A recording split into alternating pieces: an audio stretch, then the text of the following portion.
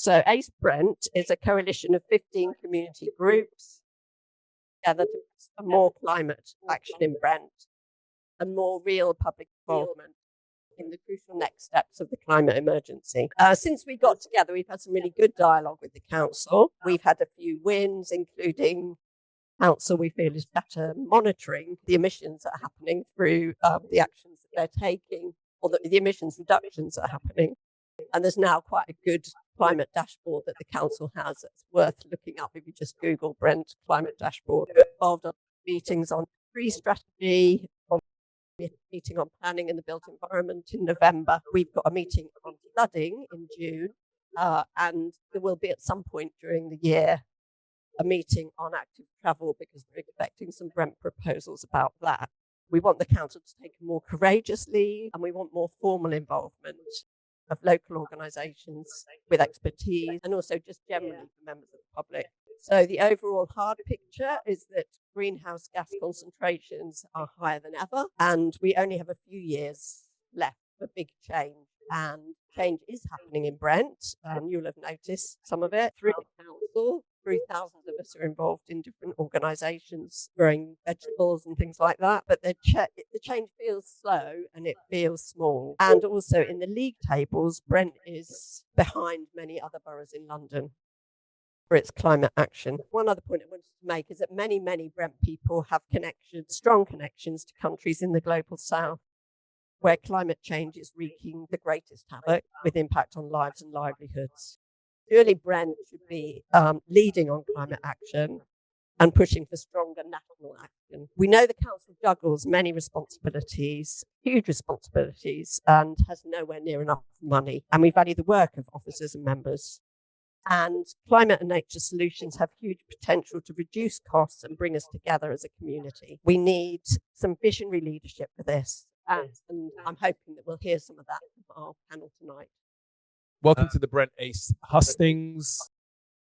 ACE standing for the Action on Climate Emergency. I'm a local resident. I've lived in Brent all my life. I went to Sudbury Junior School, Preston Manor, Wembley High, Wembley Manor before Preston Manor, and now I live in the Barn Hill area. And I'm also a planning and environment lawyer, so I have a particular interest in this topic.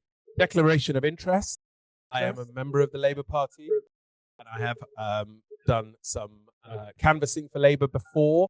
But as I was saying to others, for me tonight, it's really important that I'm impartial. And I hope by the end of this evening, you won't be able to tell the difference of whether or not I am a Labour Party member or not. And I know that I've done a previous hustings with Anton before online. So hopefully he remembers my impartiality. Now, in terms of the format, we have... I'm told to also obviously indicate that we try and be respectful. We're not going to tolerate any abuse. A lot of people who are concerned that they might get shouted down. So please just try and remember that in whatever you ask and however you engage, we try and keep this as respectful as possible. We are going to start with allowing the candidates to introduce themselves. I had down here 3 minutes each, but Jake told me he has got 3.5 minutes, so it's only fair I give everybody else 3.5 minutes. Introducing the speakers and in the order in which we're going to hear them. We had their numbers in a little hat, so the order in which we're going to hear from them are as follows. Tara Furlong, who's the Conservative candidate, who, again, I'll be very fair to point out that she's a standing candidate in my ward where I live. So that's also another declaration there. So she will be going first. Second, we got Anton, who is a councillor for the Liberal Democrats.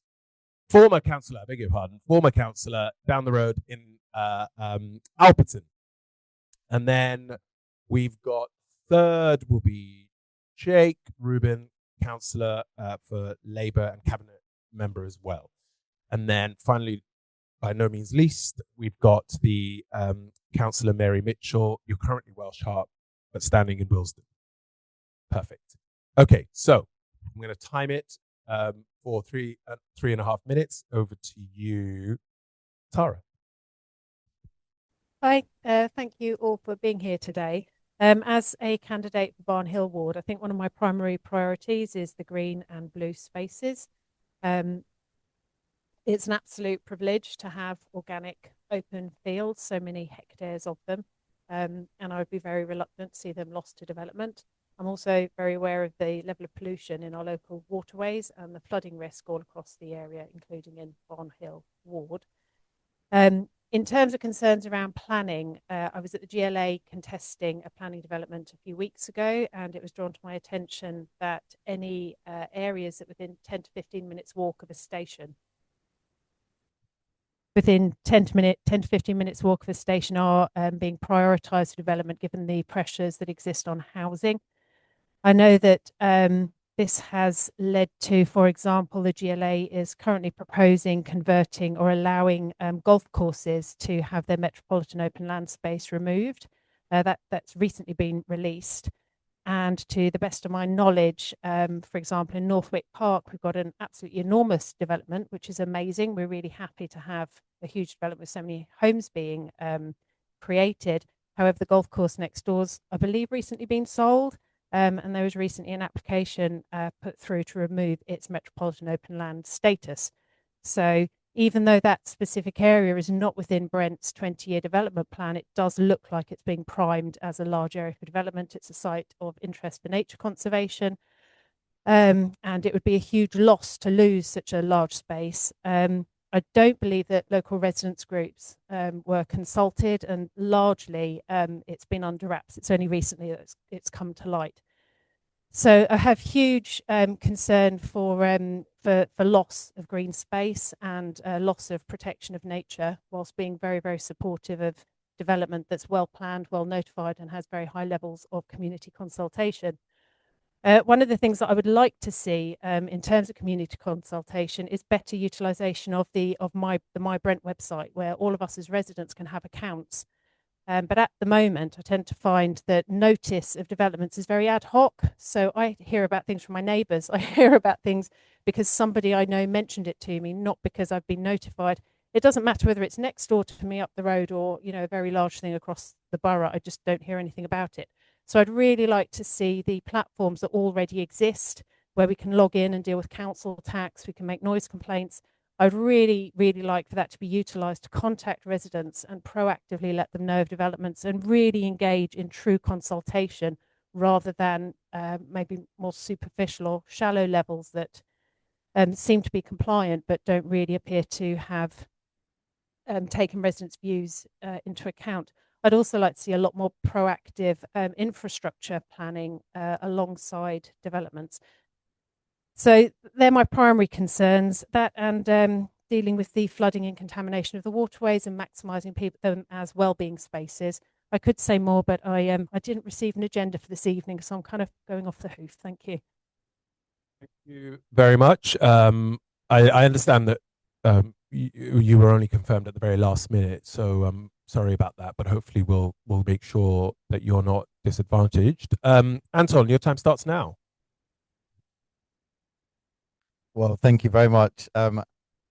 So I'm Anton. I'm a candidate for Alperton Ward, which is just up the road. I was a councillor for some time, and I'm hopefully going to be a councillor again in a couple of weeks. I wanted to start by saying it's great to be in this space, Barham Community Library, which is run by volunteers, set up by volunteers after the Labour Party closed 6 of our libraries in 2011. And I also want to commend the work that all of you in this room do. Like Elaine said, it's the work of volunteers, groups like ACE, Brent Friends of the Earth, that is really pushing the council to go further. Because after 16 years of Labour in control of Brent, I do not think that they're ambitious enough, and I do not think that they're delivering enough on the climate agenda. So as a Liberal Democrat, we've got clear proposals in our plan of action if we were to take control of the council. And even if we don't take control of the council, elected councillors will be pushing the council to go further on the climate emergency. Brent's environment, our streets, parks, trees and public spaces, they're central to the health and well-being of all residents and to the future of our borough. And we believe that the Labour Party has often been undermined by poor delivery, short-term thinking and missed opportunities. Residents want cleaner neighbourhoods, they want greener streets, they want a council that takes their climate responsibility seriously and visibly all year round, not just weeks before an election. So the protecting the environment means thinking bigger and acting smarter. Recycling needs to be much simpler and more effective. The council changed the way that recycling currently is done in Brent. They've introduced a segregated recycling system, and actually the consequence of that, and I'm sure we'll talk about this later, is that the rate of recycling in Brent has actually reduced rather than increased as it was meant to. The council often talks about, and the leader of the council often talks about being a champion for cyclists. I know Brent cyclists are in the room at the moment. Well, every time we get to an election, there are pledges and promises about how to make cycling more accessible, how to make roads safer for cyclists. But throughout the years, we've not seen dangerous, deadly potholes fixed in our streets to actually make cycling fair and safe for all. We've not seen the rollout of proper cycle lanes across the borough to make it possible for people to actually cycle safely in our borough. So I just want to move very quickly on to some of the key things that we will do, or we will push the council to do after May. We want to scrap the blue bag recycling system and introduce a much fairer, simpler system so that residents can actually recycle and our rates can go up, which is what we need to do. We'll introduce a dedicated trees budget. It's something that we've consistently said in our budget amendments to the council. At the moment, the council does not have a dedicated trees budget, and actually increasing our green canopy and maintaining trees in the borough is really important. We want to make transport more accessible, and we'll talk about this later. Pushing TfL to go further on step-free access across the borough in stations like Alperton, Queen's Park and Willesden Green. And we want to make sure that our public buildings, are energy efficient. Thank you very much. Thank you very much.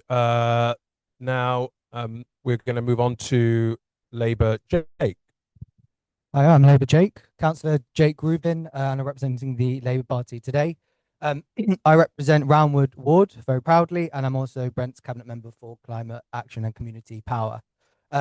First thing to say is just a huge thank you to ACE for organising this, but not only that, for engaging with me so constructively. We've met quite a few times, and they've sort of challenged me. And it's helpful for me because it means I can go into the council chambers and into the civic centre and argue for further investment for climate action, which is what I really like to do. And on that note, I'm very glad that we have a commitment in our manifesto to build on this work if we're re-elected, and to establish a residents' forum for climate and ecological action to kind of formalise that. I'll look at the bigger picture first, just to say that the root cause of the climate crisis is, for me, fundamentally about our economic system. We have an economic system which allows huge corporations, oil and gas, and others to exploit our natural resources for profit. I think a lot of people know this fact, but there's only about 100 companies which are responsible for 70% of global emissions. So for me, a kind of climate politics has to sort of take on these serious vested interests, and we need a national and bold plan to do that. So that's a kind of state-led transition to renewable energy that also strengthens our energy security. And I'm proud of the work that Labour's Ed Miliband as Energy Secretary is doing. But obviously, we're here for local elections and to talk about what we can do locally. So I'll talk about some of the achievements we've had so far. So in 2019, we declared a climate emergency in Brent, and we established a 10-year strategy to aim for carbon neutrality by 2030. Recently, we've approved the single biggest investment in climate action in Brent's history, with over £3 million invested into expanding school streets to protect school children from toxic polluting vehicles, 1,500 trees to be planted across the borough, 100 bike hangers to make it easier for you to store your bike, repair cafes to help people fix things for free, and major investments into the Church End and Kingsbury Green neighbourhoods. We also recently approved a district heat network to cover the entire of the South Kilburn estate. So that will be low carbon heat pumps that will take over 39,000 tonnes of carbon out of the atmosphere across its lifetime, and also keep bills low for residents, which I think is really important too. And recently we've agreed with the Mayor of London and Transport for London a £13 million investment for a London cycleway between Wembley and Harlesden. So those are some of the recent achievements.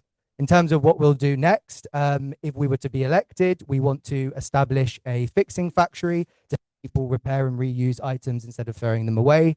We're going to aim and do as much as we can to get to be carbon neutral in our council operations by 2030. We will plant 3,000 more trees in our borough, and we'll also establish a green neighbourhood for every community that wants one. So that will be improving streets and supporting walking and cycling. So I think finally, I would just say that we have a strong record already, and also we have a strong plan. In my hands here is our manifesto, Believe in Brent. We have a plan for what we will do if we are elected and how we will tackle the climate emergency. I look forward to getting a question and having a good discussion with everyone tonight. So thank you. For that. And finally, we have got Councillor Mary. I think it's Mary Mitchell. Over to you. So I wanted to start again just by thanking the organisers for being here. And I think actually my concern about the climate crisis was the main thing that inspired me to actually stand for election in 2022. And not only my concern, but my belief fundamentally that local government can do more and is such a critical player in this crisis that we're facing. It was also the same motivation, was part of my reason for leaving the Labour Party in December and actually joining the Green Party that I'm now representing in the election we have in May. So as you'd expect, as the Green Party, we approach this topic with huge ambition for Brent. We don't think that the Labour track record is good enough over the past 16 years, and we think that Brent residents deserve more. The primary concept that is reflected in our manifesto is that climate change, biodiversity, and actually also how we approach planetary boundaries as a whole and our natural world shouldn't be siloed, but they should be fundamentally integrated in everything that a local authority does. This is not just a case of including climate action as an add-on, which is what you see in that Labour manifesto. It's an add-on in the Cleaner Streets section. I think often in this conversation, we talk about the energy transition, we talk about our commitment to net zero, but it's actually so much wider. Would encourage all of you, I'm sure a lot of you have already read it, but there was a national security report that the Labour government commissioned and then only released due to an FOI request, which commissioned from its own security services about the relationship between biodiversity collapse and national security. And it shows just the extent of the challenge that is facing us. And this is a scale of adaptation and resilience, as well as reducing our emissions. So this is not a fringe topic, but this is actually the most important thing that we will talk about during the election campaign. So there's three things really at the heart of our manifesto. I think firstly, we will prioritise bold leadership on the energy transition. We have commitments on retrofit. I should also just say our manifesto is now live on our website for anyone who wants to have a look in the course of this evening. We want to scale up energy generation. We want to be more bold and robust with developers, including updating the local plan to reflect carbon and biodiversity as non-negotiable design parameters. We also want to be honest about the scale of the change ahead. And so there's a huge amount in our manifesto about resilience, about adaptation, about building a borough that can withstand and respond to crisis. We've got commitments on food security, on protecting community spaces. We've already heard about that this evening, investing in communities and in climate resilience. And we also want to transform how people can move around in Brent to support healthier and more resilient everyday lives. We want walking and wheeling to be the easy choice. So in the face of these climate shocks and rising costs, people can live healthier lives. And finally, we think it's also vital to value and protect the natural world and to support residents to engage with nature. So we've got reflections on that as well. And we also want transparency and accountability. And you'll see a number of commitments that relate to that this evening. So the Green Party in Brent has got fresh ambition, we've got bold ideas, and we've got a fully integrated view of how climate change, biodiversity collapse integrates with everything that a local authority should do. We want a fairer and greener Brent that works for everyone. Thank you very much, Mary. Thank you very much, everyone. Just for those of you who came in a little bit later, we've just had the opening remarks from all of the people standing in the forthcoming local elections. We are now going to try and move on to a question and answer session for which I have allocated about 50 minutes, and we're slightly ahead of schedule in these kind of meetings, but if I could go home earlier, I don't mind. So what I have now is I've got a series of questions that were pre-written on a card here. And then I'm also instructed to try and take some questions from the audience here. And then we might try and get some questions later on online as well. So what I will do is I'll try and alternate between the questions I've got here to a question in the audience. And then I'll get everybody to try and respond to the questions as they come along. Now, if I could ask the panelists, the candidates, to try and sort of summarize or answer the question in about 60 to 90 seconds, no more. And then I can try and get everybody to have an opportunity to answer them as we go along. So I'll start with one of the questions that's been try and deal with this. And it's obviously we are at an ACE event. I'll follow in the same order and come to you, Tara, in just a second. First question written by Elaine. How will you harness the individual and organizational expertise in Brent in planning the way forward for addressing climate and nature emergency? Thank you, Hashi. I think I alluded to this earlier in terms of utilising the My Brent service more effectively. I don't feel like there's wide reach of voices. You tend to find that if you get everybody involved, they will actually come to a good decision as a group.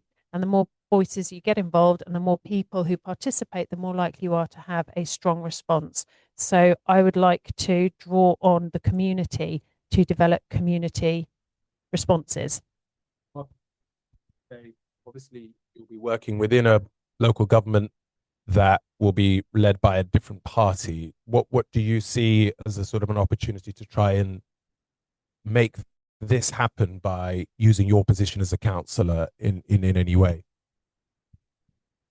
So again, I often feel that residents aren't fully informed as to what's going on in the council, and full council meetings may be very important, but they're also quite oblique and they're not necessarily very accessible. So developing more effective consultation mechanisms that don't involve people having to take time off work for half a day to attend an event in the civic centre, but finding ways to reach residents and to both educate, inform and find out what people's primary motivations and priorities are would be my focus. Anton, same question to you, how you will harness the individual and organizational expertise in Brent to try and deal with this issue of the climate and nature emergency. And obviously you have the experience of being previously a councillor. So as I said in my opening remarks, I think that there is a lot of talent and expertise across Brent. People like yourselves, ACE, Brent Friends of the Earth, and other groups. So in Alperton, I've previously worked with a group called the Friends of the Grand Union Canal, as an example. So there are lots of groups, friends groups in various parks across the borough. There are lots of people who have lots of knowledge about what should be done and what can be done. I think it's really important that when decisions are made, residents go along with that decision. I think that we need to keep people on side. I think there are some people in politics who try to use issues like the climate emergency to pit people against each other.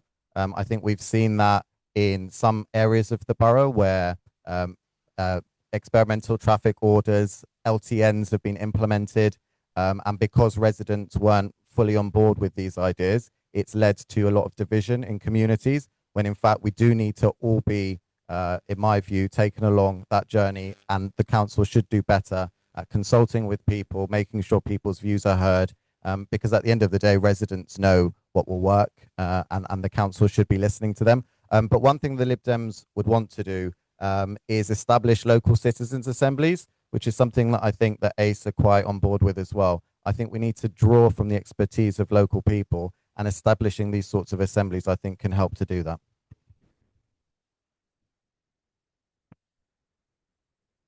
Sorry, was it Jake? I beg your pardon, Jake. Thanks. Echo the importance for me about engagement on climate action. I've really enjoyed the meetings I've had with ACE that we've publicized online, and we want to build on that. So as I said, we want to establish a formal climate and ecological forum that will be kind of governed by the council, and that will be about engaging people in what we want to do. If I'm re-elected and if I'm reappointed and I'm the cabinet lead, we want to establish a kind of four-year strategy for climate action. And part of that, for me, I really want a bottom-up process to engage with communities on what they want to see about that. In terms of just some things from our record, when we when we developed the climate 10-year strategy, we had a very, very extensive climate assembly, which took people from all walks of life, and it was very, very diverse, and that kind of established the key four themes of these strategies. So there's a kind of record of us doing that in action. We also have our Brent environmental networks, which are across the borough, and we also have our Brent green neighbourhoods, which also engage people. So in Church End, for example, in my ward, we have a green neighbourhood and a green network, and they meet and we discuss climate action and what we'd like to see next. So there's a record there, and I want to build on that, firstly by establishing it formally, and secondly by getting a real bottom-up process for the 4-year strategy for climate action. Follow up on that. The theme that's come out from what Taro was saying, Anton was saying, and what you're saying is about how much the residents make a difference. We've heard about citizens' assemblies, formalizing of a forum, talking to people. Can you tell us what you think is Labour's record of having listened to people and actually it leading to something that people wanted? Yes, I mean, we had a discussion with we have discussion with ACE all the time. One of the things that they were really keen on us would be to sign up to the Climate and Nature Bill, which we had kind of a back and forth on whether we the kind of elements that we supported, and we're happy to have done that. We were asked to kind of promote cycling and active travel more, and as a result, from our last NSIL allocation, we had lots and lots of investment in active travel, so bike hangers, and so on. So I think there are lots of ways in which we kind of listened to ACE and others, and I'd want to continue to do that. Sure, the people who might from the audience might want to say something about that as well. But over to you. Thank you. Yeah, it's been really interesting reflecting on those answers. And I think there's multiple different ways that we can talk about engagement and participation. I think we've heard a bit about sort of participation through regular engagement, which I think is something that the Green Party would absolutely continue, and credit where credit is due. Jake has actively engaged with ACE in a way that his predecessor absolutely did not. So that's good. I think we've also heard about community consultation and how important that is, particularly when there are initiatives happening that might be controversial or divisive.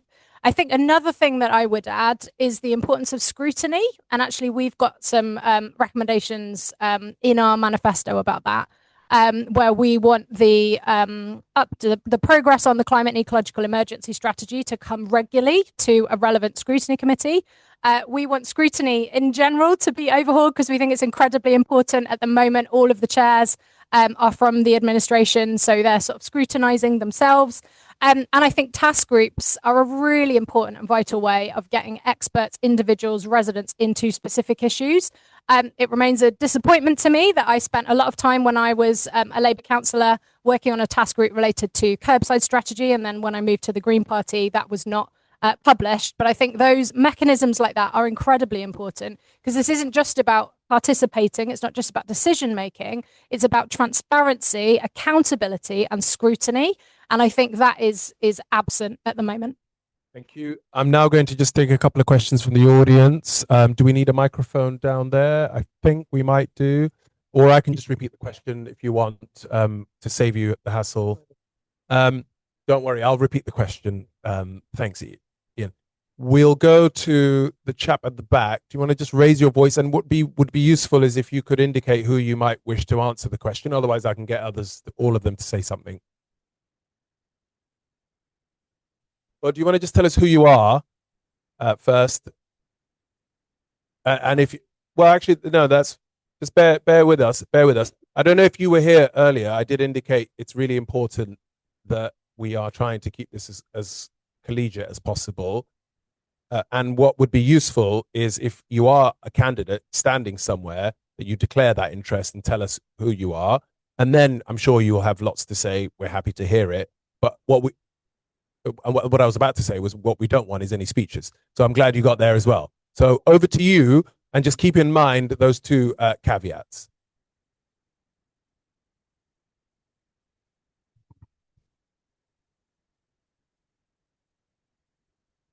Okay, that's fine. Yeah. Do you know what? We will give him a microphone, so that then at least if people in the audience are And your dodgy camera work, Ian, is okay. Keith, over to you for the question, please. Well, is it working okay? Well, we don't know. So thank you very much. Okay.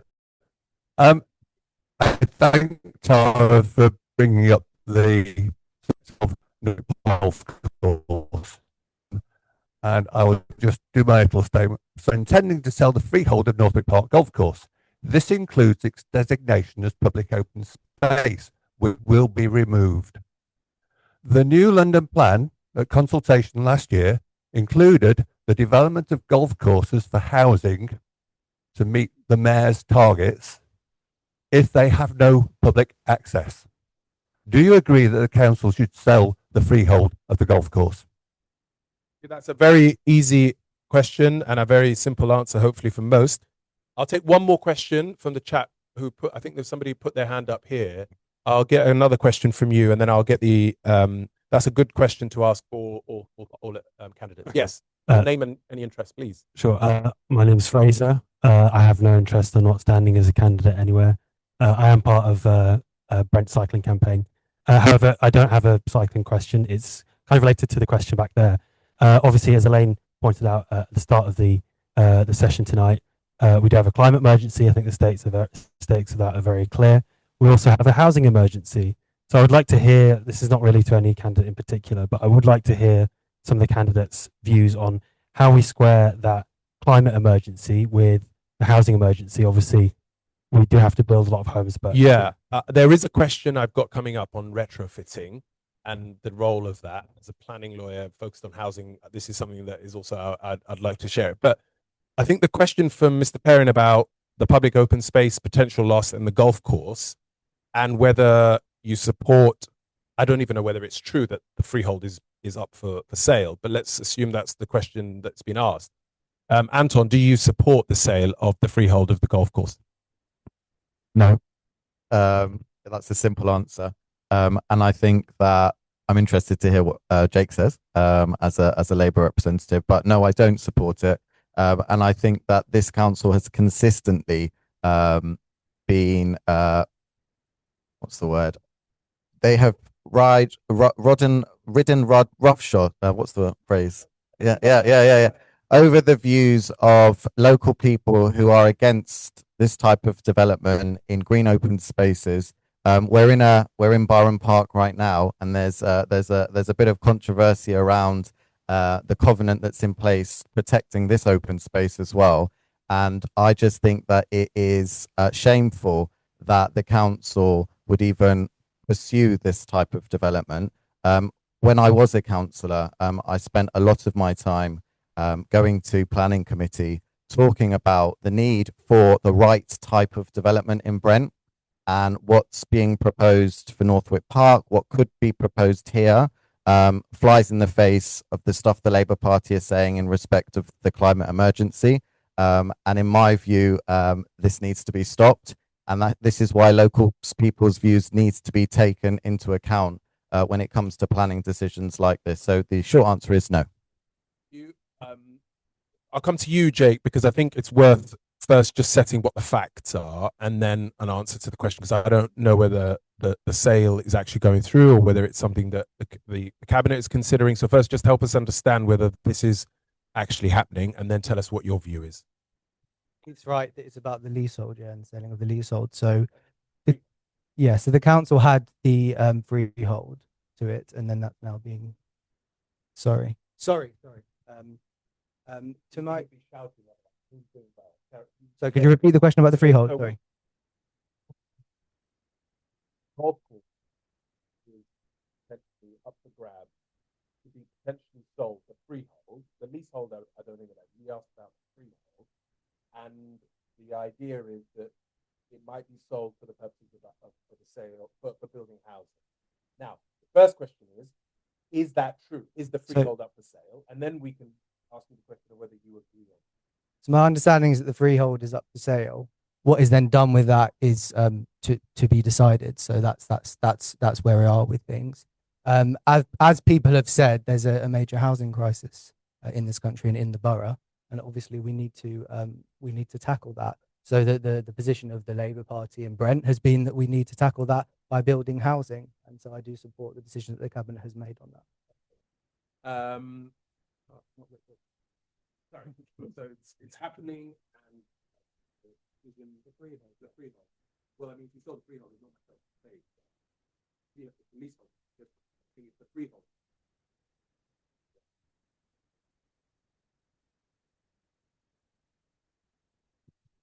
So no, I wouldn't support the sale. I understand there's a 20-year development plan in Brent, and that area of land is explicitly excluded. I think that if you're going to have major areas of development, it should be within a development plan and it should all operate openly. So this freehold sale appears to have gone through or be going through very, very quietly, and similarly lifting the metropolitan open space categorisation. And just following through on that and the comment about scrutiny, I agree that scrutiny in the council does need to be improved. I attended my first full council meeting in person, as in the first one I'd ever attended in person after the last set of local elections, because I was invited. And at that meeting, if I understand correctly, the leader of the council proposed a change to the rules. That change to the rules was that the chair of the scrutiny committee would no longer be the opposition, which is standard practice and is very good governance practice, and proposed that the chair of the scrutiny committee would now be the ruling party, i.e., as has been pointed out, they would be scrutinising themselves, which is extremely poor governance practice. How can you check yourself? And I was there, every single Labour councillor there, whether they have changed party since or not, waved it through. So none of them protested, they just waved it through. I do believe that more scrutiny is needed in the local council. Thank you. I'll give you a right reply in just a second, but I'm going to get to Mary to answer the question about the product of Thank you. Yes, so we would not approve the selling of the freehold. I think there's two significant things here. I think the first, which we heard both from Keith and from our Conservative colleague, is this point about, well, and indeed the Lib Dems, is about consultation, participation and transparency. I think if we do need to be in a position where we're considering alternative uses, we should absolutely be consulting, be incredibly transparent, and not be seen or not be pushing things through without consultation. I think there are a number of other situations as well in Brent. This is not the only situation. And I think with regard to open metropolitan land, that is something, again, that is incredibly precious, is incredibly important to us for a variety of reasons. And the GLA are assessing that at the moment. The Green Party is campaigning to make sure that we keep that really important designation. There's a brilliant report by Caroline Russell on it, so I would encourage people to read that. So no, we would protect Norfolk Park. Thank you, Jake. Just a reply on this question of lack of transparency, lack of scrutiny, poor governance point.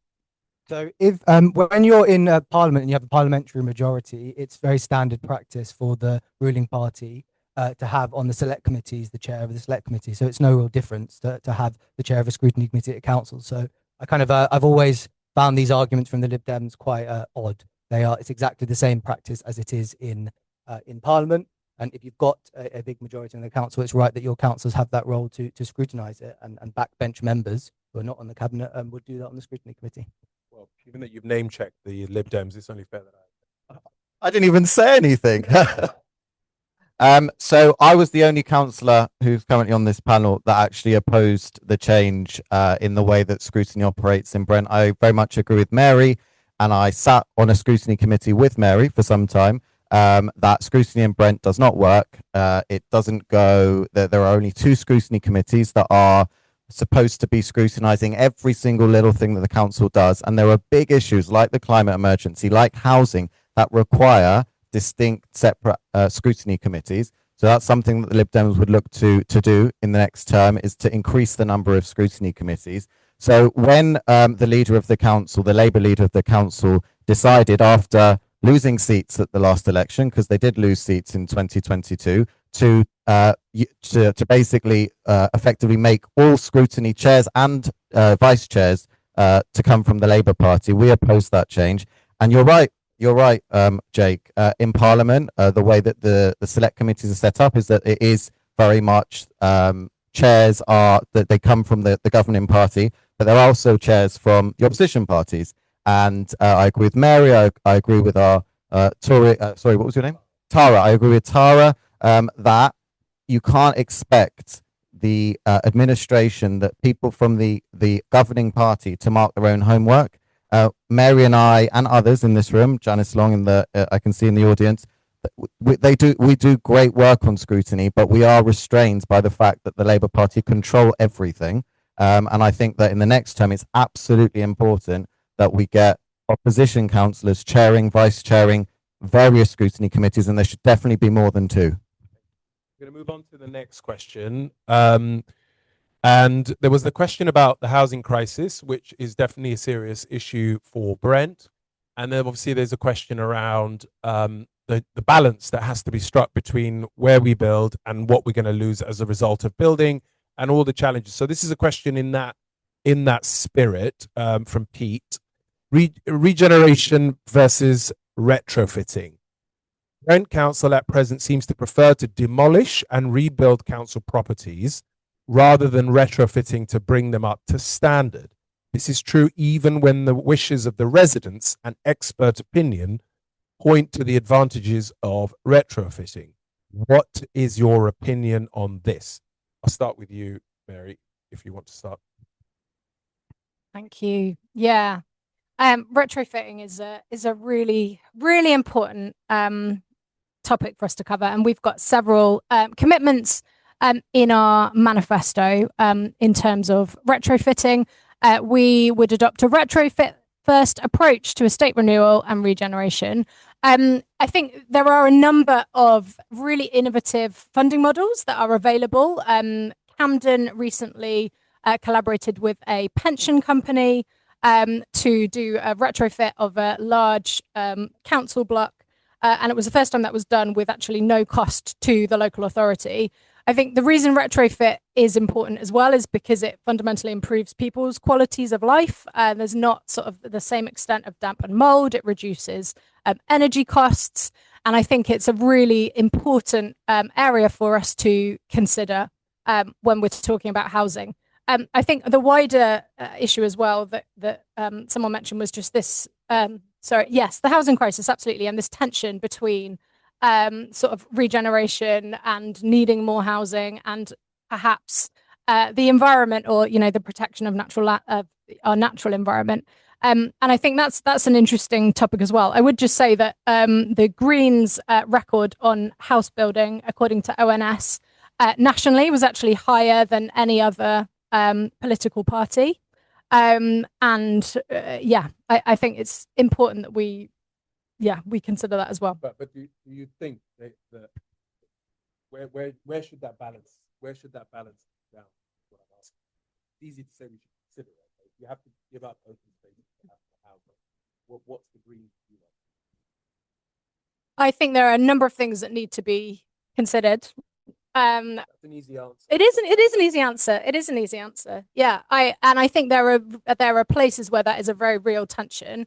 But I think too often we talk about housing, and actually we're not talking about affordable housing. So that's another thing. I think a lot of That's gotta go on.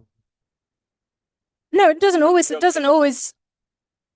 You can. You don't have to build it on metropolitan open land or, you know, Northwick Park. Like there are brownfield spaces that are available.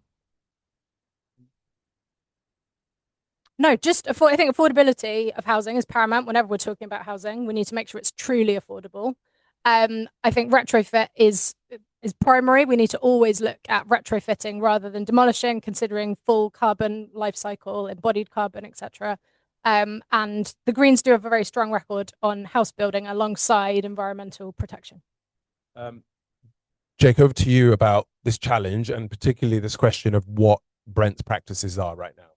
So just first thing to say, I think that, you know, it's a great topic to discuss for me, because it's an area where climate politics and kind of socialist politics align, because it's about making people's bills lower whilst also making their homes greener and more energy efficient. And for me, whenever I want to do and talk about climate politics, I want to see if I can link it with things like the cost of living.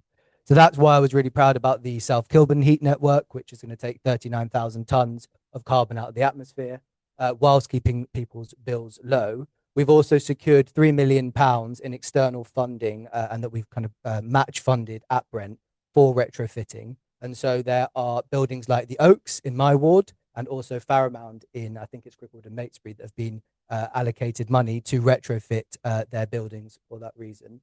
And in terms of the retrofit versus demolish, I mean, so I would say that you'd look at it on a case by case basis would be the only kind of sensible way to do things. Surely. Yes. So as I said, the Oaks, which we've allocated money to do retrofitting, and also Fairmount. So it's not. Those are two examples. Yeah. Cara, your question. We've covered quite a lot of topics.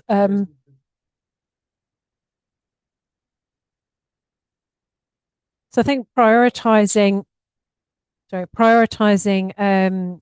buildings that aren't in use to bring them back into use would make a very big difference to the housing crisis. Identifying brownfield and semi-brownfield sites and having extremely well-planned development as part of an overall plan is critical, so that you're consulting with residents, you're really looking at getting the infrastructure in place, and you've got community cohesion around what's occurring. In terms of retrofitting, I know that it's very expensive, or it can be, and I know it's often inaccessible to a lot of people who own their own homes. So there's the squeezed in the middle who aren't supported in social housing and don't have a large disposable income. And that segment of people are they're a growing section of the UK population. They just don't have enough disposable income to cover these things. So finding innovative solutions would be fantastic, but knocking things down and building intensively but really high quality may be a more effective solution on brownfield sites. Thank you. Finally. So Alperton, the ward that I used to represent, is an area that was designated as a growth area some time ago, and there's been huge development over the course of the last 15 years.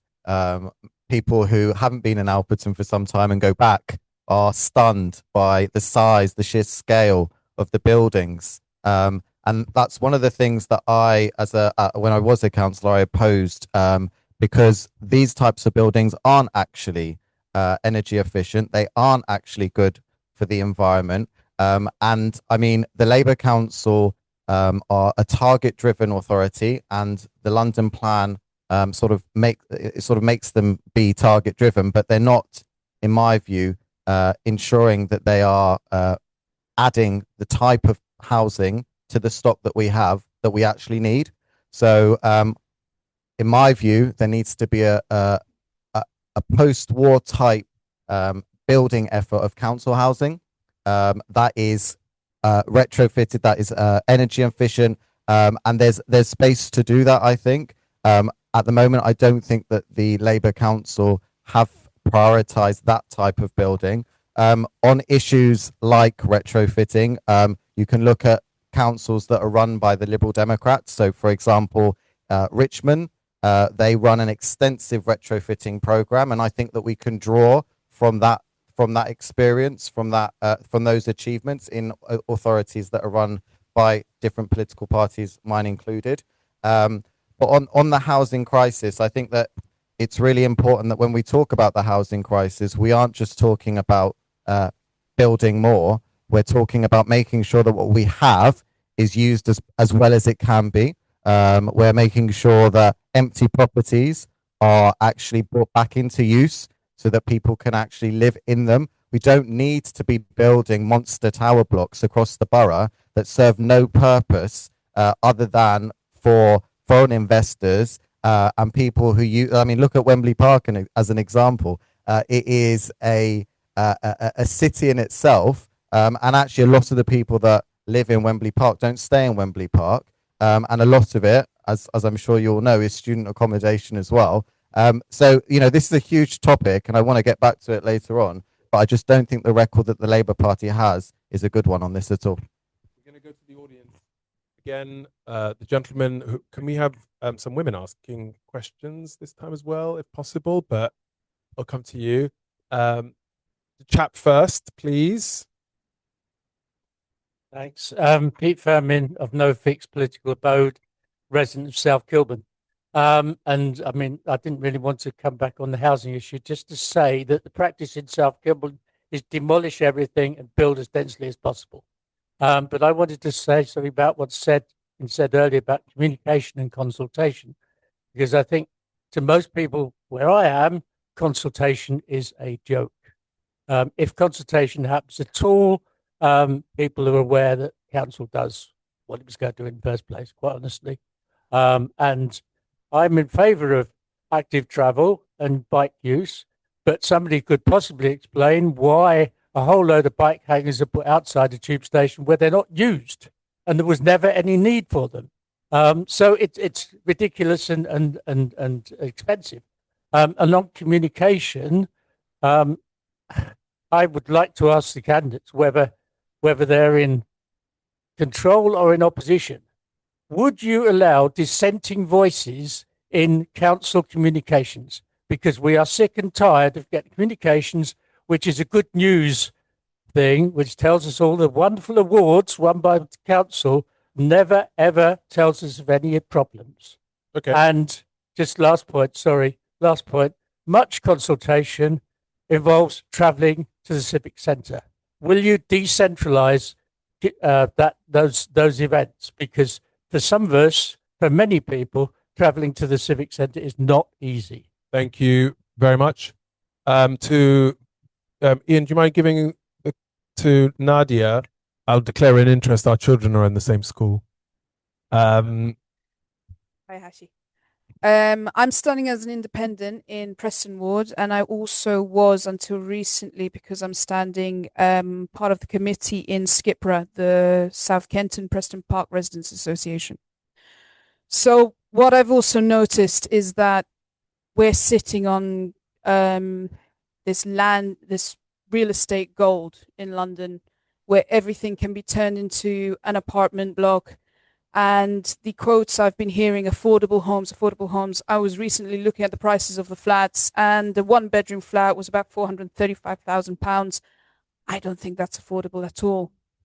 I feel like my identity and my culture, being born and bred in Brent, my mum being born and bred here, my grandparents coming here in the early 50s, I think feel like it's disappearing.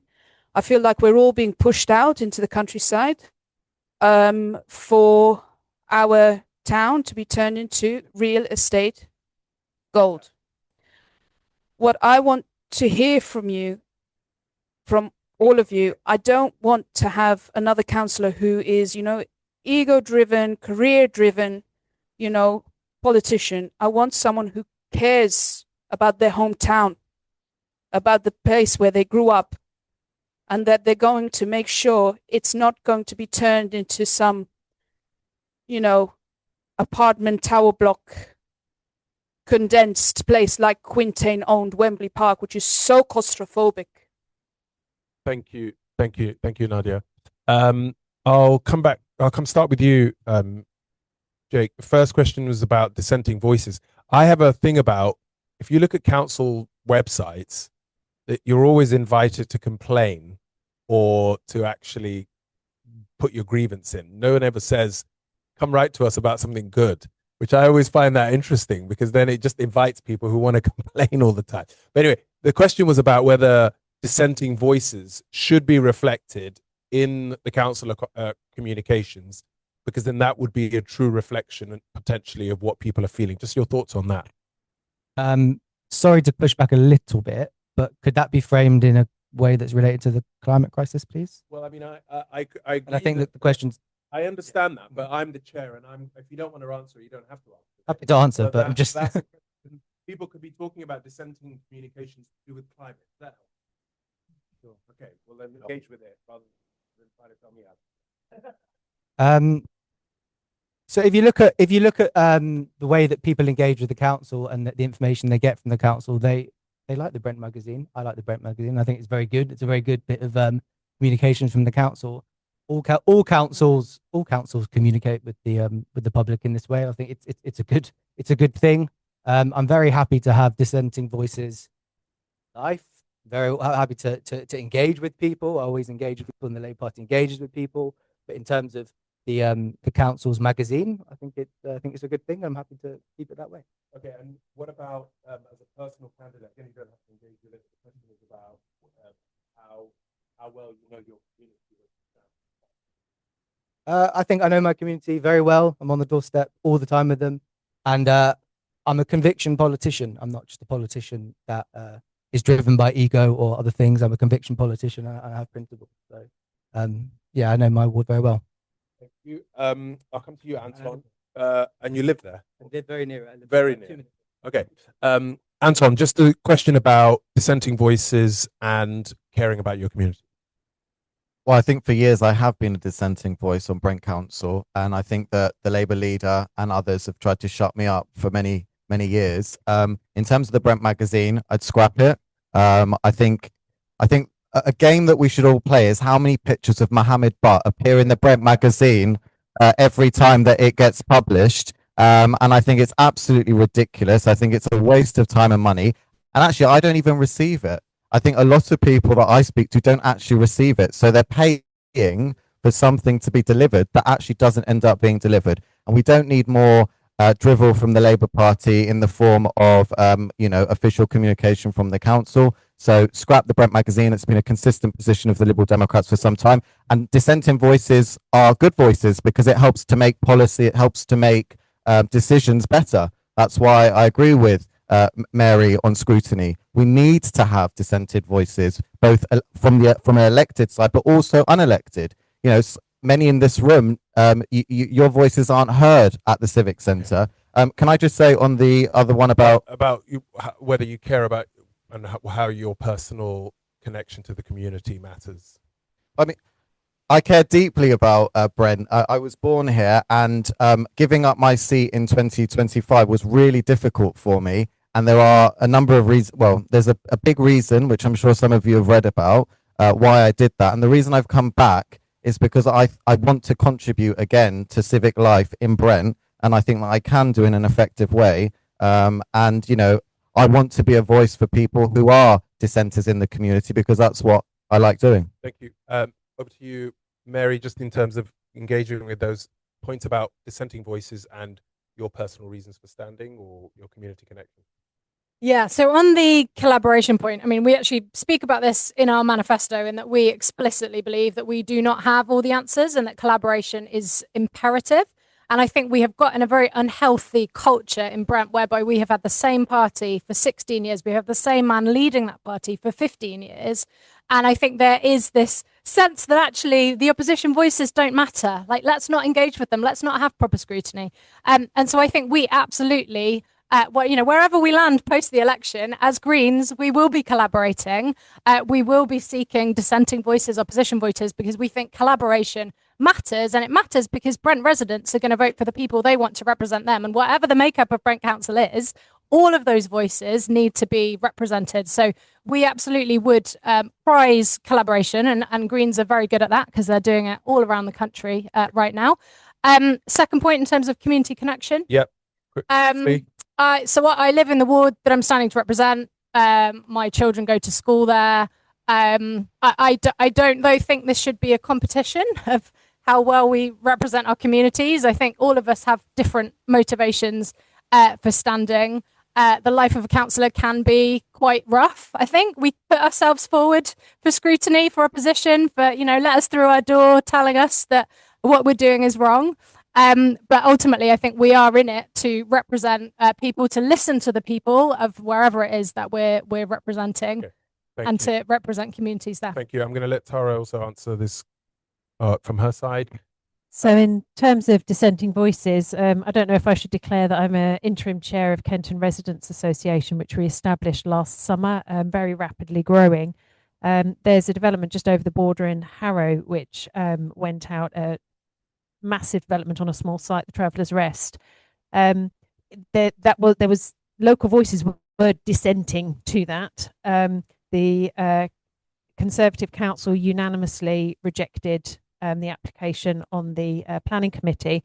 I then supported the petition when it went to the GLA, And I can't remember the exact figures now. I think there may have been 433 local residents that said, no, please don't do it, and really put a lot of effort into explaining exactly why. Only 8 people supported the development, and that was qualified support. So I took a day out of my time, which might not sound like much, but actually these things do add up, to go down to the GLA and to make a representation in person with a number of my neighbours.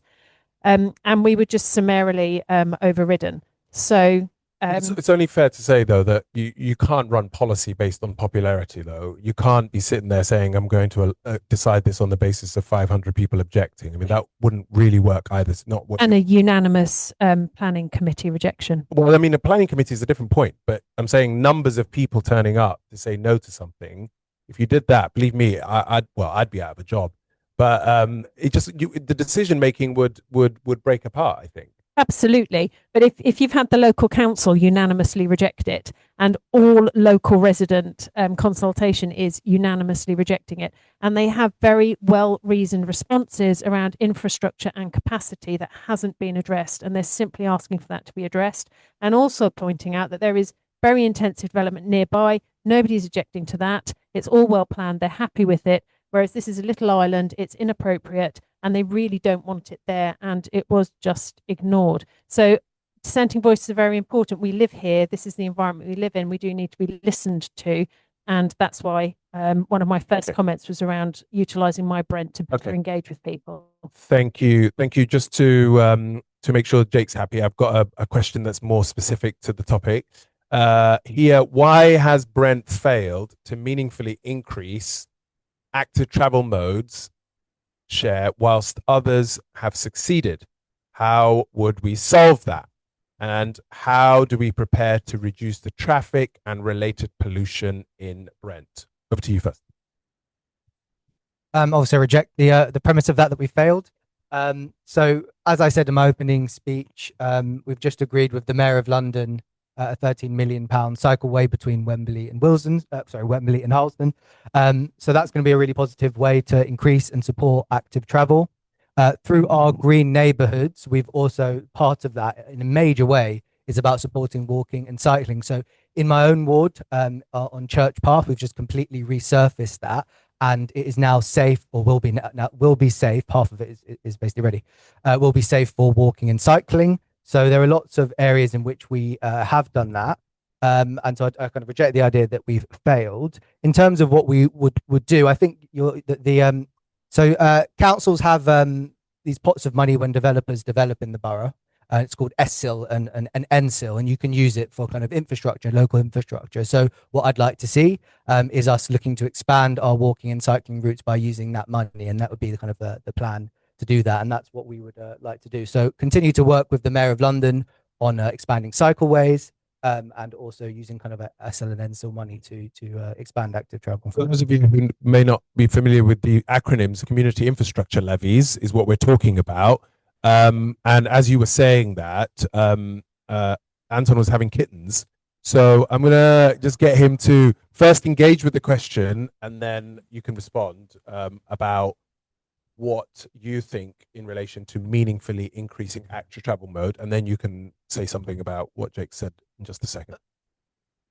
So the Labour Party have failed to promote and ensure that more people in the borough are able to partake in active travel, because our roads are unsafe, they are polluted, and it's just not. You've spent 16 years now overseeing a decline in the standard of the local area, and consequently people aren't minded to someone's phone going on. People aren't minded to partake in active travel, whether that's cycling, whether that's walking, or other forms of active travel. So I think you have failed, Jake. If you go down Willesden Lane, if you go down Bridgewater Road, if you go down any of our main artillery roads in the borough, the potholes are so big that who in their right mind would want to cycle down them? It's a death trap. And just before an election, the council have now decided, and I'll move on to the SIL point, because I've spent years talking about the need to invest in things in order to ensure that local people benefit from the money collected from developers. So much of this money has been collected from my ward, Alperton, where there is huge development, huge overdevelopment, millions, tens of millions of pounds collected per developer, per development. And every time, Jake, every time I suggested to your leader, to your previous cabinet lead, that this money needed to be spent immediately, I was told I was naive. I was told that you can't spend this money this way. And all of a sudden, 25 days before a local election, you can sit there and say that, oh, we're spending the SIL money that we've collected. We're investing in our roads. We're repainting the yellow lines. We're doing this. It is so disingenuous. And actually, I don't think you can take the residents of Brent for fools anymore. I think they realise that you've sat on this money for years and years and years, refusing to spend it, and now you think you can spend it to curry favour with the voters. On the 7th of May, you will realise that it's not going to work. Mary. Yeah, I've got some points on SIL as well, but just starting with active travel. So this is a question that has genuinely plagued me for over 4 years. Whose phone goes off, I will throw it in the bin. That's a one of you. Go on, Mary. Martin's Green Party as well. Somebody here. Should you be telling us that? Gosh. Carry on. The question of why Brent has failed in active travel is something that has plagued me for about 4 years, possibly even before that. And I'm not going to do it justice now, but I think there are essentially two sort of categories. I think fundamentally there is a lack of political will and ambition. And then I think there's also a sort of secondary category, which I'm going to call mismanagement. I don't know if that's a very helpful term. And I think, of course, the two of them are completely related. But I think there's two separate categories. So I think in terms of the lack of ambition, I think I referenced it in my sort of introductory speech. But I think fundamentally, we have a very siloed approach currently to climate change. So Jake is the cabinet lead member for climate action, but we have a separate cabinet member with transport, and we've got a separate cabinet member who leads on regen. Those are the two biggest levers for any climate action. I think we have had, we've had sort of a lot of mismanagement as well. We've had like the LTNs that were put in a very challenging way that did not consult residents properly during COVID. This Wembley to Harlesden cycle lane, I can't even remember now how many years that has been on the cusp of moving forwards with, and there's been a whole host of challenges there which fundamentally represent a lack of ambition. We've got an active travel plan that was put in 2023. We've had no delivery data, no reporting on that. We've just been told that that's going to be happening in spring 26. I think some of the sort of the smaller things as well. So someone mentioned, I think it was Pete mentioned, cycle hangers, which, you know, as we've heard, we've suddenly got this influx of giant cycle hangers. And we've had letters going out to residents, and I know this because I've received one, saying we would like to put a cycle hanger on your street. There is no information in that about why cycle hangers are beneficial, who can use them, how you could sign up for one, why that's in line with active travel or climate or a number of other things that the council is doing. So I think the sort of participation, consultation piece combined with a lack of political will is another reason. I think I would also just to build on the SIL point, and this sort of hoarding of this funding, which we've heard about from Anton.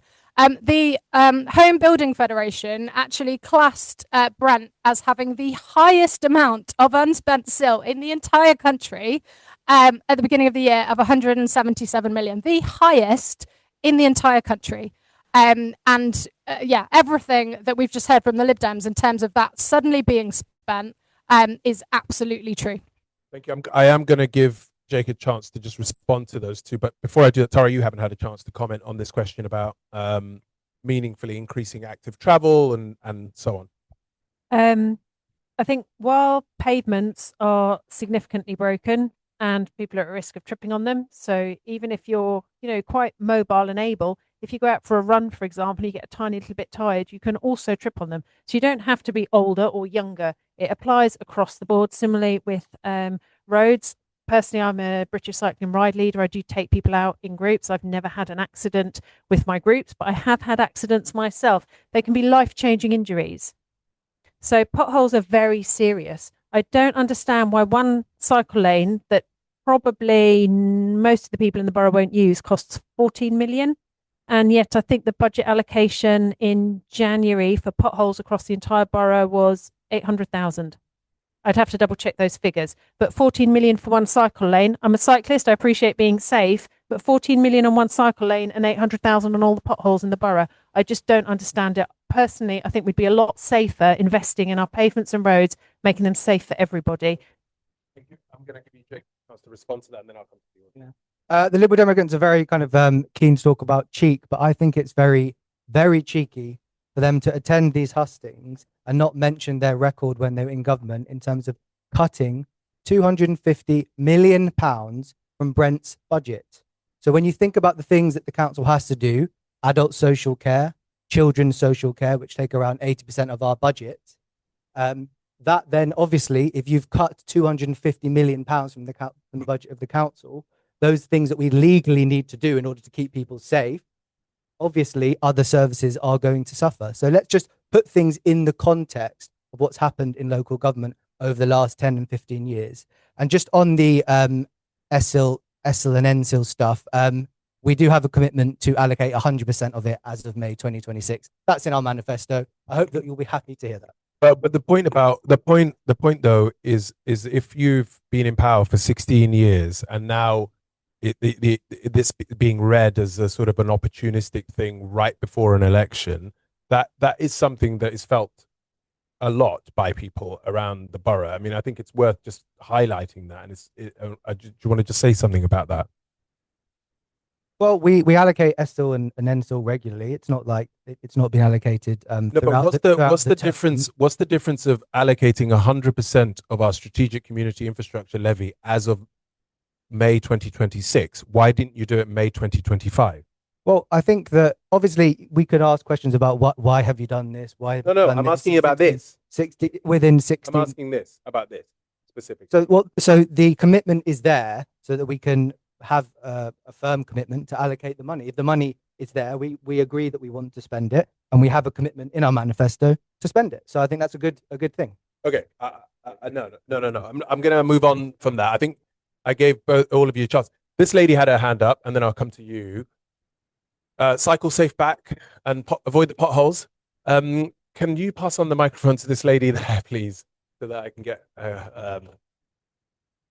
Hi, thank you. I'm Sylvia. I'm also from Brent Cycling Campaign. I just wanted to add some factual information. Guys, we need a bit quiet, please. Thank you. So with regard to the latest announcement, so just for everybody's benefit, this is something that was decided in 2018 when the Mayor of London, that was one of the cycleways identified as a high potential with regard to demand. So that was kind of in the Mayor's long-term strategy back in 2018, and that was kind of agreed upon in 2019, and the announcement's just been made again because it was made before, so it's just progressing very, very slowly, and it's funded by TfL. Okay, not thank the you. council. Any other questions from the audience? This chap here, right here at the front, this young man who couldn't get his phone to work. Yes, absolutely true. My name's Martin, and I'm standing in Tokington Ward against some old bloke there who's been a very long time. For the Green Party, yes. Question. Yeah, my no question. grandstanding and no speeches. My question is that there's people not here tonight, not represented at all in the audience, as far as I can see, and that's the children of Brent. The children who are going to cope with climate change in the future, whose lives are probably going to be devastated, not just by floods and things like that, by food shortages, probably by having to move homes, perhaps even flee the country because of climate change. What will all the parties represented here offer to those children currently in our schools who are aware of these issues? How will they help them cope with them? And what kind of educational initiatives or vision? Thank you for that, Martin. And I'll pick that question up about children and tie it to one of the other pre-prepared questions that relates to a lot of what you've just said. It says here, lots of the borough is prone to flash flooding for a number of different reasons, including climate change, extreme weather patterns, clay soil, old public drainage systems, higher density living, and a loss of natural drainage. Example, widespread, and this is a big problem in the Barnhill estate where I live, widespread full tarmacking of driveways. What initiatives will you push, for example, to prevent and better manage this sort of activities? And so we could tie it to the children if we can. Do you want to kick us off, Tara? I always seem to come to you a bit later, so why don't you kick this one off? Yes. I think the first priority is children having access to spaces. So having access to high quality green and blue spaces and making sure they're in contact with them. So I absolutely celebrate the retention of the education centre at the Welsh Harp. I know that was a huge community achievement, and we have similar spaces all over the borough. So they need to be supported. Children need to have contact with nature, with sites of interest in nature conservation, SSSIs. I know that schools already do a lot of work with supporting children to be in contact with plants that grow and understanding where food comes from. And the education system broadly has that as a core part of the science curriculum. In terms of getting the wider public more involved, I know that houses near me have suffered flooding. It can be similarly life-changing to have your home flood with contaminated waters, particularly if you're unfortunate and you don't have sufficient or any insurance in place. So and residents close to me across a very, very wide area are concerned about that, and they take an interest in it. So understanding these things, communicating, realizing that if you have a little bit less car and you have, for example, a square of ground in your front garden, it's around educating people, working with children, but also working with adults. They understand the consequences of their actions and they can make their own choices. It's not all about mandating. If people understand, they'll find their own way to the right solution. They just need to understand and be supported. Okay, thank you. Mary, to you, the children and these other sort of multiple factors. Thank you. Yeah. So I think firstly, just echo those comments about access. And I think in the really severe crisis that we are facing, it is incredibly important that we support our children to engage with nature, to understand the loss that we're facing. There's huge benefits in terms of health, in terms of mental health, to really having access to green space. And so we've talked a lot this evening about protection of green space, and I think that's part of this. I think there specifically are some things that we have committed to. I think we also are delighted that the Welsh Harp Environmental Education Centre has a little bit more life left in it. We think that's an incredible community asset. We would like much more consultation with community organisations about what that looks like in the future. We would like to support our schools to better engage with our parks. One of my daughters, her school had to actually stop doing forest school in a local park because the council was trying to charge them a prohibitive amount of money. That is something that we would like to stop. We would like to be able to encourage sports. Obviously, there will need to be safeguards in place to make sure we're protecting these spaces. I think it's also about playgrounds. It's about play spaces. We've seen this huge injection of cash just before an election, and there is now some nicer playgrounds around, but we would like to be doing that using developer funding and other funding. We'd like to be doing that on an ongoing basis, also thinking about the materials of our playgrounds. Do we have to use plastic? Can we be using more natural materials? And I think the second point on flooding, absolutely that's something that we would address and is in our manifesto. I think we want to revisit the dropped curb policy, which obviously encourages people to pave their driveways. And we can't really then talk about that without talking about parking and revising the parking policy, which is something we would like to look at as well. There's also a huge amount that can be done. I think we'll probably hear about sustainable urban drainage solutions, which are brilliant. They're very costly. There is a huge amount that we can do. If we look at the side of the road next to the pavement where cars are parked, that is a community asset. It is a public space. Less than 50% of Brent residents own cars, and yet we use that predominantly for car parking. There is so much more that we could do with that, including having more vegetation on it, having planting. It doesn't need to be costly, just earth and some greening. And then when we have these flash flooding events, if we've got more of that around the borough, then we're less likely to experience that. So there's a huge amount more that we could be doing. It's not costly, and that's something that is in our manifesto and something the Green Party would prioritise. Thank you, Anton. So I think Martin's question specifically about children and young people is so important because they are the future. I mean, and I think that Brent Council can do a lot more to support our young people, can do a lot more to ensure that they're included in decision making and ensure that they have safe spaces to go to. So our parks and open spaces, Mary alluded to the recent investment in children's playgrounds in various parks in the borough. That should have happened long ago. You go to some of the parks in our borough and it's a disgrace that the children's playgrounds are in the state that they are. Why would any child want to go and play in them? So things like that are things that the council could be doing quite quickly, and also not just before an election, but throughout the 4-year cycle of a council term. I do want to make a point about, I will make a point about the Brent Youth Parliament and other youth groups that operate in the borough. That there are lots of young, engaged students, young people who would like to be more involved in council decision making. So actually, I've just thought of this following on from Pete's question earlier about the Civic Centre and how it's quite inaccessible. Yeah, so why not have council meetings in schools? Why not roam around the borough, work with our schools and our sixth forms and people who are involved in their various school councils and engage in that way, make it more accessible to our young people so that they can see democracy up front and that maybe they would then be inspired to get involved. I mean, I started in local government, in local politics when I was 18 years old. That was the first election I stood in. So that was quite a while ago now. But we do want to see more. We do. I remember, Janice, you beat me. I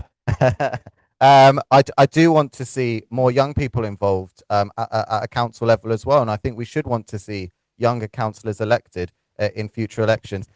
One other thing about allotments actually, because there are various sites around the borough where there are lots of plots that are left untended, overgrown, and I know recently the council has employed a new officer to deal with the backlog. But why not have a council that actually thinks about giving those plots, some of them, to young people to tend to?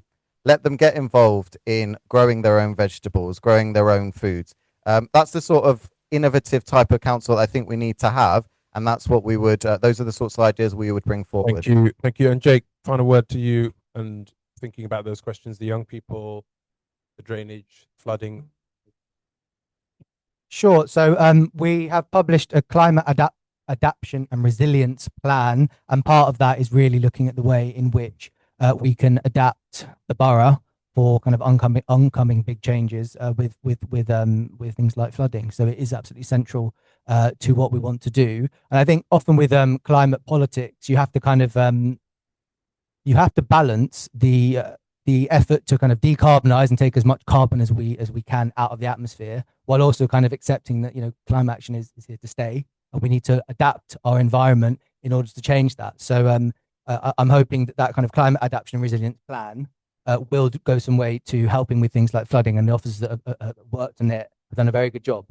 On the issue of young people in schools, we've got some really good work that I'm very, very proud of. So we have a wonderful officer who's our school climate engagement lead, and she does huge amounts of work with schools. There's a school climate network. We've had conferences with the schools. We've had lots of work to do with sort of travel, and working with TfL have this travel scheme to support young people to walk and cycle to school, which we're doing lots of work on there. At the Kiln Theatre recently, we had a brilliant event where we showcased a film called This Ain't Normal, which was a film that was filmed with young people, all about climate crisis and how they feel about it. It was a really brilliant event, and it was great that the young people were so engaged with that. So I'm really proud of the work that we've done on that, and I'll be, if we're re-elected, we will continue to expand it. Thank you very much. I'm going to take one more question from the audience, and then we're going to wrap it up. Conscious of the time, and we'll give them Well, nobody's told me, so I wouldn't know. If you do have any questions online, then lots of comments. Okay. Well, if there is a question online, I'm happy to take it, but I'm only as good as my tech advisor. Do you mind giving the microphone to the chat? Just there. And there's another question behind you, so I will take the dual. But again, the same thing, please. Just your name, any declarations of interest. Thank you very much. Henry, Brent, cycling campaign. I have no political affiliation. Brent is divided in two. The North Circular cuts us into effectively two separate boroughs.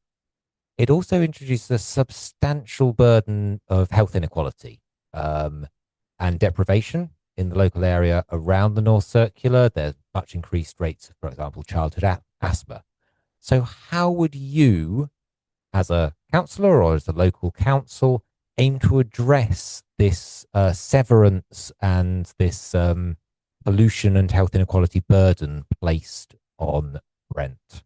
Very good question. And then to the person behind you, there was another hand up. Councillor Sunita. Yeah, hiya. How are you? Hello. Would you want to just see who you are and declare any interest? I'm Sunita. I'm a local ward councillor in Kenton. And the question that I've got is, we've got a park called Woodcock Park. We don't have any facilities, toilet facilities, or cafe. And we've been lobbying to get that done for the last 3 to 4 years. What is your take on public toilets in green spaces such as the park? Because we have children doing their business in bushes, and it's just not nice. And what is your take on a cafe, to get community together, to have events at the cafe, to run classes? So that is to all of you guys. Well, Thank I'm you. going to be biased and say I'm all for cafes. Should we start with you, Anton? The first question about Brent being divided by the North Circular, health inequalities, breathing issues for those particularly closest to the North Circular itself. Yeah, so absolutely. I think you're absolutely right that Brent is very clearly divided into two, and the North Circular cuts us through the middle. And the North Circular is one of the most polluted roads in the whole country. And as a former councillor for a ward that was hugely impacted by the COVID pandemic, where health inequalities were exposed, it is something that I think the council needs to be doing better at trying to reduce those health inequalities.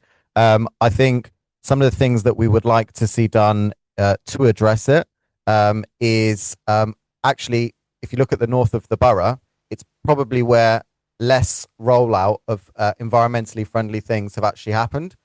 So we need to emphasize and focus on the need to roll out these things in the north of the borough, just as in the south of the borough. And it's clear that in the south of the borough, there is a bigger group of residents who are loud about these issues. Maybe we need to do a bit more to educate people in the north of the borough about the real dangers that we face if we don't address these issues quickly. So, for example, I can't think of a cycle lane, or well, in Alperton particularly, where along Beresford Avenue there were plans for a cycle lane. It hasn't really materialised. There is a lot that could be done in that part of the borough, in my former ward, and hopefully my future ward. So that's the sort of thing I'd like to see, and pushing the need to do things across the borough, not just in a section of the borough where maybe the voices are louder.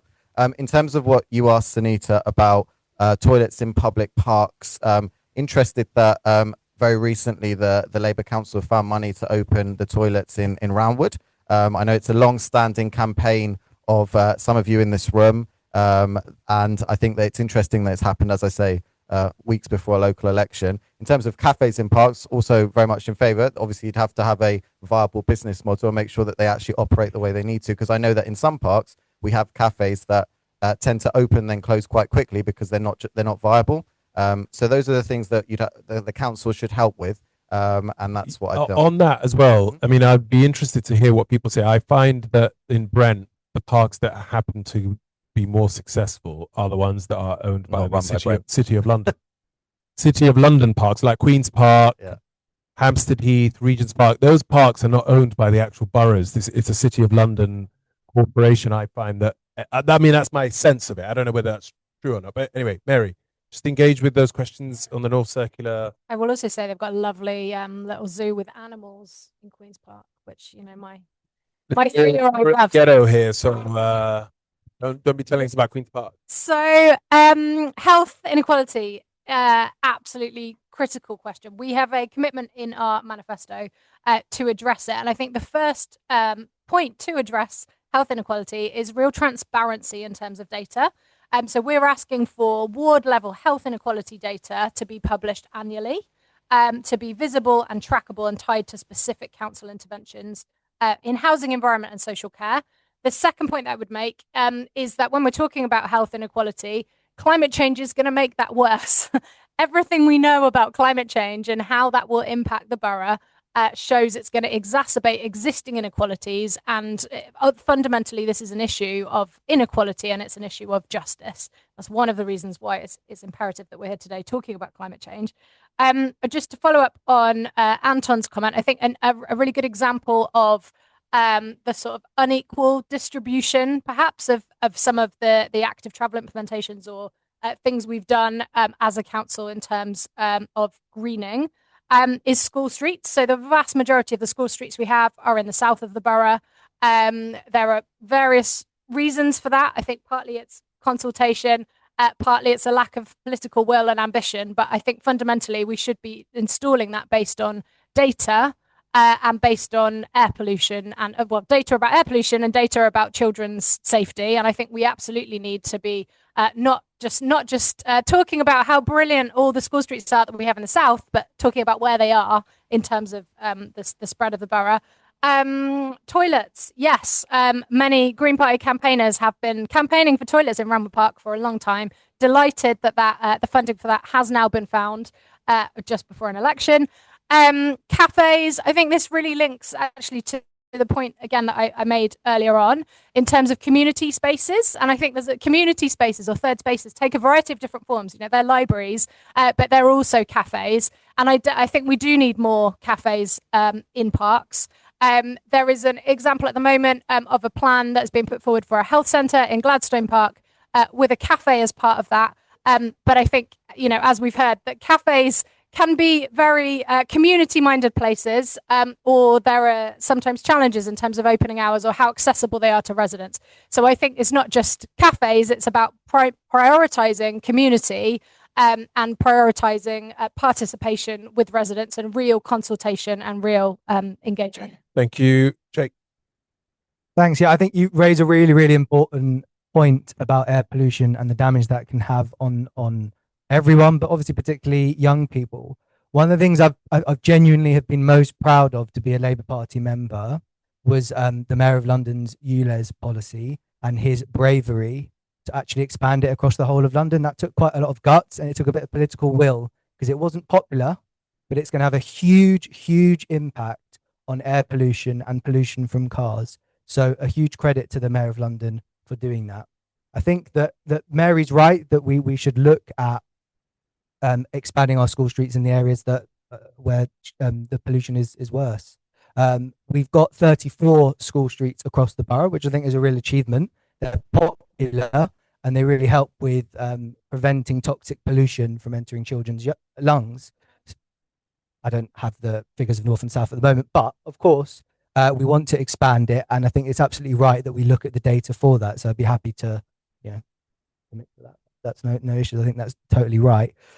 In terms of, and also finally, the cycleway will be a good thing for that because it's promoting active travel literally right across that very, very critically important bit. In terms of the parks, great question. I visited Woodcock Park with John, Paul and Janice recently, and they took me around and showed me some of the issues, particularly around the waterways there.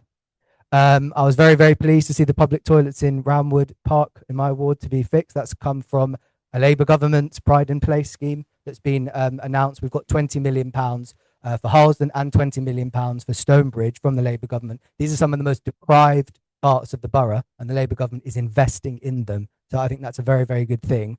And to assure everyone, we were doing a lot of work as Ramwood councillors behind the scenes to lobby for that as well.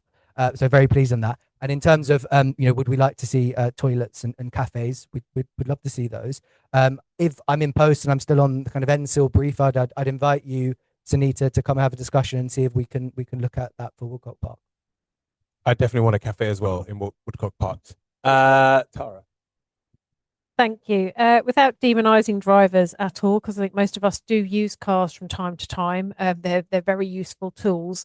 Seeing an expansion of safe roads and pavements and supporting people to engage in active travel when they're able to and they want to is probably the most effective way of supporting clean air and improving health outcomes, because you get exercise from it as well.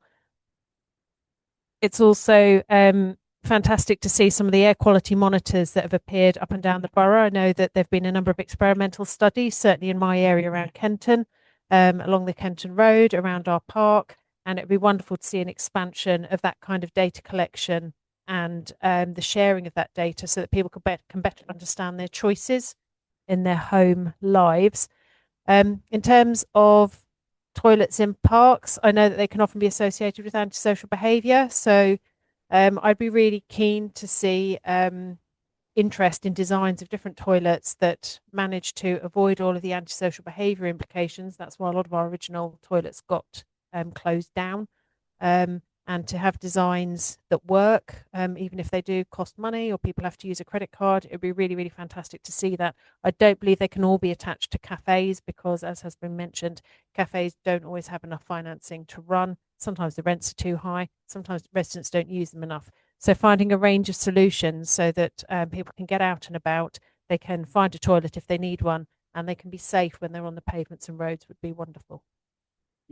We've got two questions online, which I'm going to contain the answers in 60 seconds. Over to you. First, there's a comment from Glennis saying electric cars would decrease the North Circular pollution. I thought, as people have raised about electric cars, that's worth noting. The first question is, where did it go? Because there's been some comments. Sorry about this. Question from Harleston Neighbourhood Forum. There was a comment that Brent should spend money on potholes, not cycle lanes. Is the 13 million Wembley to Harleston cycle route to be paid for by Brent or TfL? Okay. And then hopefully that answers it. He can't help himself. It's Labour's run TfL according to Drake. So is the answer. And then there was a question from Suzanne from Brent Parks Forum. Feels. Okay. So feels in trust question, please. Designate council not telling the truth. It does not incur ingoing costs, and the reg fee of 80 often waived. Fields in Trust is also a charity giving back to open spaces across the UK, designating protections in perpetuity. South needs green space designation too. We need to have a few sites, but not enough is not enough. It's stopped. Dangerous to do so. Other boroughs designating protections through Fields in Trust. Okay, we've heard enough. There was a question: will Brent Council register green spaces as fields in trust? This protects them in perpetuity and only costs £80. I'm not sure about that. I'm going to let you answer that, but what I'm going to do instead is I'm going to give you each 2 minutes now to wrap up, pick up any of those points and any final remarks before we close. So you can take that. Can I answer the Fields in Trust and then think about my 2-minute wrap up? Gosh, okay. So on the Fields in Trust point, we as Greens would absolutely look to do that. We wouldn't do that exclusively. It'd be on a case-by-case basis, but we would also do that alongside biodiversity KPIs and ensuring that biodiversity sort of targets are part of that. In terms of wrapping up, I think I have outlined how important I think this agenda is, how I don't think it is an add-on. I think it's something that is fundamentally important to the future of Brent residents. I think local government is one of the most important levers that we have for delivering change, for building resilience, and for supporting our residents as we navigate through this challenging time. I think that we can do a lot more in Brent. I think the Green Party represents new ambition, new ideas. I think all we have heard from Labour or seen, in fact, for 16 years is a lack of ambition. And we've seen a piecemeal approach. We've not seen real meaningful change. And I think we need a new culture of politics in Brent that is about collaboration, that is about transparency, accountability, and really listening to residents rather than taking them for granted.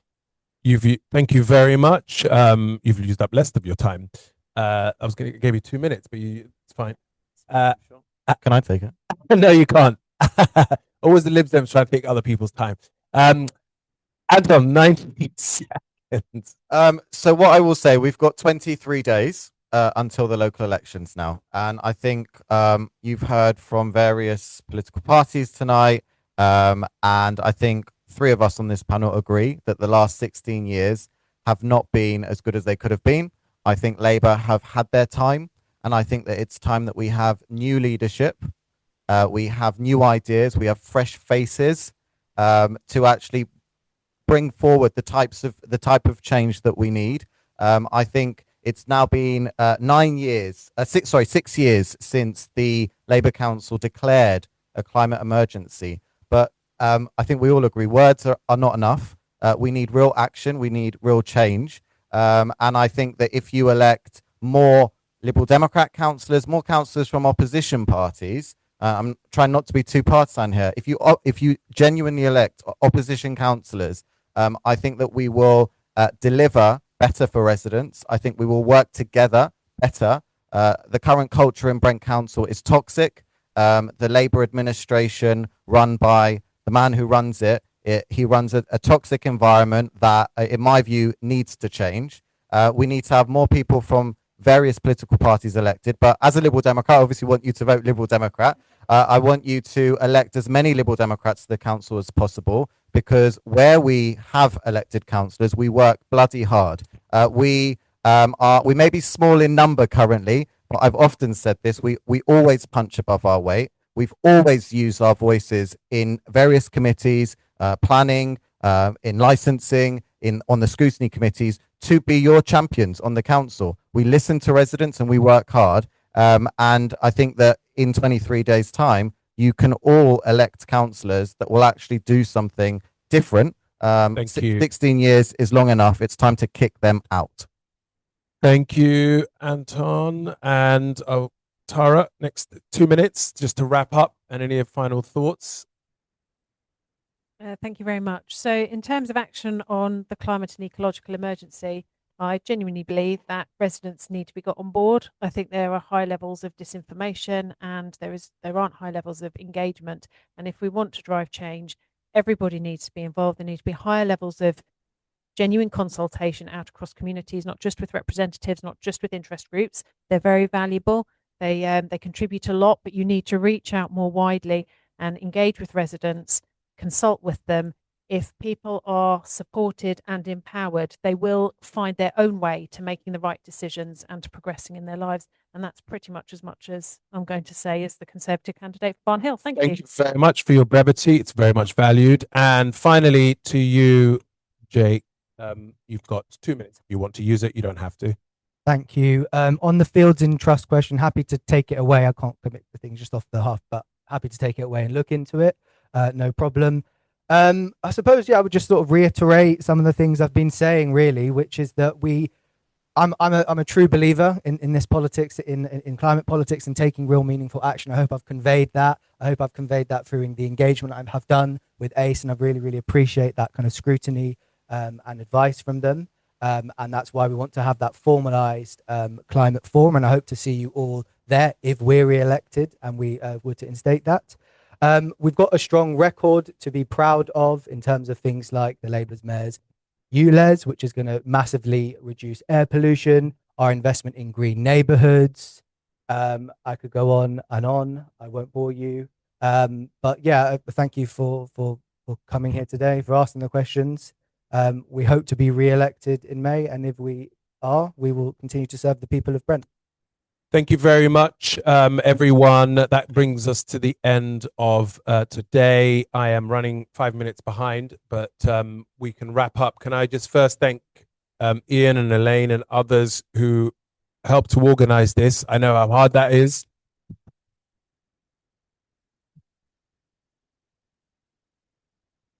I know how much work goes into this from the first time you asked me to do it, I think during COVID online. I've really enjoyed these sessions. So thank you. Thank you to each and every one of the candidates. Thank you for keeping it respectful and engaged in that way. Thank you for Bar and Park for hosting us. And of course, thank you all for attending in the room. Thank you to everybody online. May the 7th, go out and vote. You should all have your polling cards in your houses and so on. So do exercise your democratic rights. So thank you very much, ladies and gentlemen, and good night.